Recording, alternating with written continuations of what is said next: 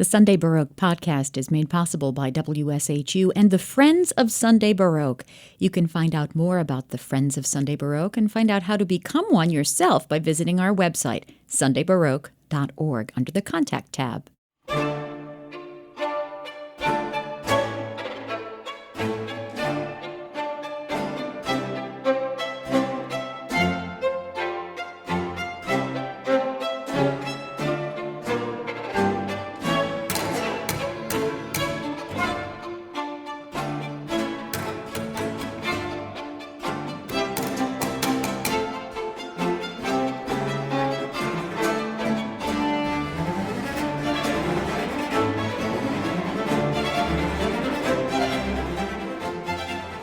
Jeannette Sorrell is a Grammy-winning conductor and keyboard player and founder of Apollo's Fire, the period instrument ensemble in Cleveland. Jeannette Sorrell and her group have a 2021 recording collaboration with Spanish violinist Francisco Fullana, playing Antonio Vivaldi's Four Seasons, concertos, and other works. It is so nice to speak with you again. Oh, it's lovely to speak with you, Suzanne. So this is Apollo's Fire 30th anniversary season. Congratulations. That's kind of exciting. I know, it's like really incredible to think that we have been around for 30 years. Yeah. When I launched the group in 1992, I was thinking that I would do this for a few years until it dies, and then I would find something else to do. I never expected to still be here. Well, that was my next question is, whether you projected ahead to that. So, and you did this really as a personal challenge, really. This was sort of your response to some of the stuff you heard from the establishment. And so you really forged a path for yourself, and to have it endure and thrive and grow in this way is a real accomplishment. So congratulations. Well, thank you so much. Yeah, it was. I wasn't conscious of, trying to forge like a feminist path. I've never been really focused on fighting those kinds of battles. But when certain doors were closed, I just was like a mouse in a maze. I just turned the corner and tried it a different way, and that's how I wound up starting Apollo's Fire. Yeah. Is there anything you would do differently with the benefit of hindsight, 30 years of hindsight? Oh, wow. I'm sure there's a lot. One thing is that when I launched Apollo's Fire in Cleveland, I had actually never lived in Cleveland. I still lived in Oberlin at that point. I had been an Oberlin student, and then I had gone to Europe for a year to study with Gustav Leonhardt, the great harpsichordist, and then I had come back to Oberlin. So Apollo's Fire was kind of launched out of Oberlin into Cleveland. Starting a professional ensemble like that, when you don't know anyone in the city and you don't know any of the philanthropists, it's a little bit crazy. And so trying to put together a board, a successful board, took many, many years. And we have such a fantastic board now, but it took much longer to get there than it would have if I had somehow been able to start the group in a city where I knew some of those people. Mm-hmm. Mm-hmm. Do you think, like, how has your programming philosophy changed? I'm sure that your musical approach, just the hands-on, but, how has your programming philosophy evolved over all these years? Well, to be honest, I had a pretty clear and obsessive vision for the programming philosophy from the beginning. So when I studied in Europe, it just became really clear to me that what 17th and 18th century composers and music teachers were focused on was this concept of affect, the idea that music has the power to move the emotional moods of the listeners, and that the role of the performer is to take the listeners through a series of moods. And they were very conscious in trying to recreate that emotional power of music that the ancient Greeks supposedly had, based on writings. We have these kind of vague reports of the ways that music really moved crowds of people in ancient Greece. So that's what Baroque music was about. And I really felt that was being lost, even by the period instrument groups. that were around when I started Apollo's Fire. So that's always been my focus with Apollo's Fire, and it still is today. Probably what has evolved is that I'm maybe a little more bold and extreme about it.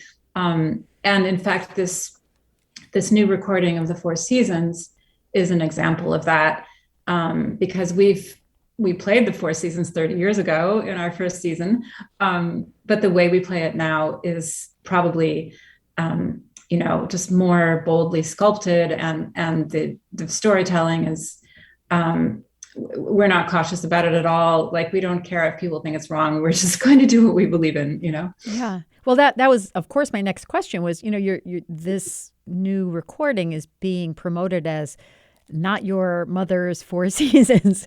And so can you get into the weeds a little bit on like what exactly is different about it? Why is that? Why is this not your mother's Four Seasons?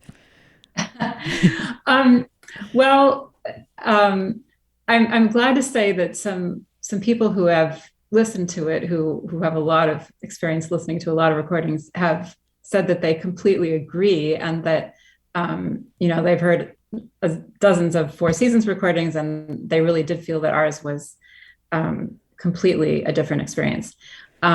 So Vivaldi was telling a very specific story with this music. It's not just kind of scenes of different weather. He was relaying the lives of the contadini, that is the Italian peasants of the 17th and 18th centuries, who lived and breathed and celebrated with the changing of the seasons. And in fact, Vivaldi, there's a story conveyed in the sonnets a little bit that accompany the music, but there's much more that he indicated in the score itself, all kinds of indications in the score. And so when you study that, a picture emerges where we meet a particular shepherd boy, and his story continues from one season into the next season. Like, you have the same shepherd boy from spring into summer. And you meet the farmers and the peasants who get tipsy during the autumn harvest celebration. And so we really, immerse ourselves in that story. And then we see ourselves as storytellers using music as our tool, rather than the other way around. And so the way that we express the different gestures and the different images has nothing to do with bar lines and notes on the page. We're just going for the gesture and the image. So how and why is your violin collaborator on this project, Francisco Fullana, how is he the right person for this? And also, how do you know one another, and what prompted you to do this project together? Sure.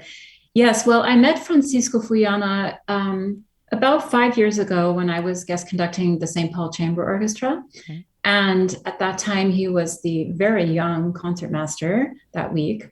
I think his position was maybe associate concertmaster, but he was concertmaster that week. And we did a fairly obscure Baroque program, including music of Rameau and other French Baroque. And it's not the kind of repertoire that one would typically do with modern orchestras. And it just went so easily, thanks to Francisco on my left, who just completely seemed to sense, through watching me, all of these different stylistic nuances. And so we kept in touch after that, and, ended up meeting sometimes when we were both in New York or whatever. And after that experience, he got pretty serious about historical performance. And he put gut strings on his Guarneri violin from 1735, which is, a violin that's worth millions of dollars. And he has that violin because he's a major concert soloist and a major international competition winner. And he began, studying manuscripts of Baroque pieces and studying ornamentation and even the approach to how we play in tune in a historical setting, which is different than the way modern players play in tune. So then, like 2 years ago, I needed a last minute substitute as a soloist in the Four Seasons for a tour. And so I called Francisco. And that was when things got really cooking. Wow. Wow. You've sort of raised an interesting question that I wanted to probe a little bit because I was going to ask. You are or have been affiliated with St. Paul Chamber Orchestra, and as you just said, it's different to play Baroque repertory with a modern orchestra. So how is that different? Yeah, well, St. Paul Chamber Orchestra is a wonderfully flexible ensemble, and they do a beautiful job with Baroque music. Quite a few of them own Baroque bows, actually. Oh. Um, so it's always a pleasure working with them. But I would say, in my experience as a guest conductor with symphony orchestras, things have changed so much in the last 10 years, even. Mm-hmm. And I used to not do much guest conducting because it was so not enjoyable. Mm. Doing Baroque music with symphony players, it used to be really bad. And it used to be that they, not only played it in such a heavy way, but they also were not interested in learning. But that's really changed. And in the last 10 years, I find almost everywhere I go that often the principal players and often the younger players, are so eager to tackle, let's really roll up our sleeves and do it fully Baroque, let's go all the way. Wow. And sometimes I bring a couple of Baroque bows and they're eager to try it. And Wow. so it's been really quite enjoyable in the last, 6, 7 years. Yeah. Yeah. So another part of this recording is a really exuberant performance of La Folia. Would you talk a little bit more about that Vivaldi's version, but also the source melody, I guess, if you will? Sure. Yeah. So the source melody we think is from Portugal in the Renaissance. And in the name La Folia, you hear the root of the word folly or madness. And so this was a traditional dance like the Passacaglia and the Chacona and the Passamezzo. These were all kind of like popular jam tunes of the late Renaissance, especially in Mediterranean countries. And Folia was one of those. So what was distinctive about Folia was that it always got faster and wilder towards the end, as if the dancers were mad. And so in the Baroque centuries that followed after the late Renaissance, many Baroque composers in Europe wrote variations on that theme, and it's a chord progression and a melodic theme. And so Corelli did, and C.P.E. Bach, and Gemignani, but Vivaldi's was always my favorite. The thing is, though, that he wrote it as a trio sonata for 2 violins and continuo. And Apollo's Fire being a Baroque orchestra, we all wanted to join in the fray. So I arranged it as a concerto grosso. And I did that, probably at least 16 years ago. Mm-hmm. And thought we would just play it once in a while. But then what happened was everybody, when we're on tour, all the presenters started requesting it over and over. And so we ended up memorizing it by accident, wow, pretty much. And now we just go and play it everywhere from memory. And it's always a fun scene. Wow. And how appropriate, because it is a jam tune. Yeah, exactly. Great. So what kind of future plans do you have? You're going to make some more recordings with Francisco Fullana? Yes, I'm sure we will. He is playing 17 concerts with us this season as our artist in residence. That's new this year. And that includes, a lot of the 17 concerts is touring. He'll be playing with us at Carnegie Hall in March. And he'll be back with us in April when we will perform at Severance Hall in Cleveland, a violin concerto by the kind of forgotten French-African composer Joseph Boulogne Chevalier de Saint-Georges. Mm-hmm. I don't know if your listeners are familiar with that composer, but yeah, he was known as Le Mozart Noir, or the Black Mozart, and was sort of a contemporary of Mozart and an incredibly fascinating person, an amazing violinist and conductor and composer. Mm-hmm. So Francisco will join us to perform one of his concertos. Phenomenal. And that's one great example of what I was going to ask you next, which is, right in this moment in particular, but obviously for a long time in the world of classical music, we've really tried to address underserved communities. How do we get more young people, more people of color, people who have not come to classical concerts before? How do we get them into our concerts? So I'm curious to know what your thoughts are on that. I'm so glad you asked that question. And it seems like radio people almost never ask me that. But it's so important. And I'm quite passionate about it. You might remember, Suzanne, that when I was a child, my parents didn't have a lot of money for lessons or a piano. So I made myself a paper keyboard and practiced the piano on the paper keyboard. Mm-hmm. About 5 years ago, we launched something in Apollo's Fire called the Community Access Initiative, mm-hmm. Which has several different components, but one of them is we have $12 Presto seats, which you can anybody can get them, but it means you don't know where you're going to sit. You're just going to sit somewhere. Mm-hmm. And so that, definitely lowers some economic barriers. And then we made our children's concerts free. These are weekend family concerts. We made them free. And we also started doing Baroque bistros, which are sort of programs that lie at the crossroads of art and tradition, interweaving early music and folk music in restaurants. Great. Yeah. And that's been really fun.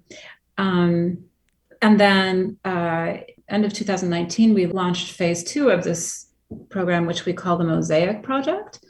Mosaic as in you have many small pebbles of different colors, right? That together make up a beautiful whole. So the Mosaic Project is specifically about nurturing young musicians of color in classical music and helping them to overcome various hurdles and be successful. And we kind of stay with these kids for quite a few years, and they start out as, in our youth choir, and then those who take up instruments, we work with them in college and grad school and postgraduate. Okay. So that's been really, really rewarding to see how that is evolving. Wow. And then if I can tell you one more thing, we just launched a major residency at a predominantly African-American school system in the south suburbs of Chicago. And we are in the schools there in Chicago 4 days a week, teaching beginning strings to the kids. And they are so excited and enthusiastic. And we have like 35 kids that we're working with. And we did a collaborative concert with their choir and dancers a few weeks ago, which can be seen on YouTube, and it's pretty fantastic. Oh, what's it called? It's called Side by Side. Side by Side. That's the name of the string program, and it was also the name of the concert. Okay, I will check it out, and we will put a link to that. Wonderful. Wow, I agree with you wholeheartedly. This is a huge and important priority. And if you're an arts organization or a classical broadcaster and it's not your priority, then you need to get your priorities straight. So, brava. That's great. So I have been speaking with conductor and keyboard player Jeannette Sorrell, who is the founder and leader of Apollo's Fire, the Cleveland Baroque Orchestra, about their recording collaboration with violinist Francisco Fullana, playing Antonio Vivaldi's Four Seasons concertos. Thank you so much. Thank you, Suzanne. It was really a pleasure to talk with you.